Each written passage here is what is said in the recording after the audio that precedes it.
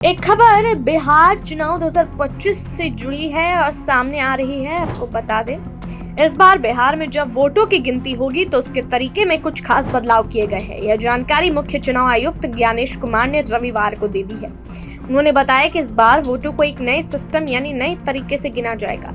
एक बात जो नहीं बदली है वह यह है कि मतदान केंद्र के अंदर मोबाइल फोन ले जाने पर जो पाबंदी पहले से थी वह आगे भी जारी रहेगी। यानी आप वोट डालने जाते समय केंद्र के अंदर मोबाइल नहीं ले जा सकते हैं। जी हाँ, पहला आपको बता दें अब नई गिनती के नियम क्या है। तो पहला नियम यह है कि सबसे बड़ा बदलाव ईवीएम और वीवीपीएटी यानी कि वीवीपैट में और किया गया है। एक छोटी मशीन होती है वीवीपैट जो आपको एक पर्ची दिखाती है।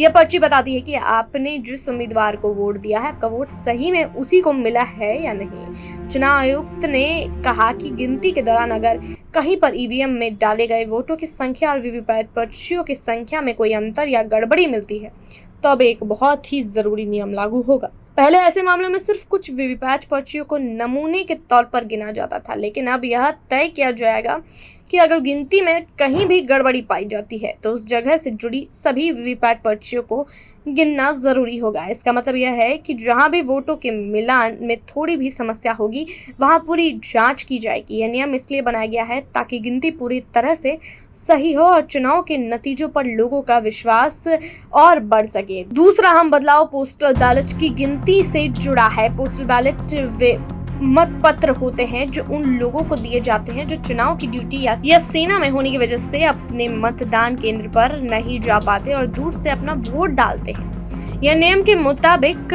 ईवीएम से वोटों की गिनती के जो आखिरी 2 चरण होते हैं वे शुरू होने से पहले ही पोस्टल बैलेट की गिनती पूरी हो जानी चाहिए।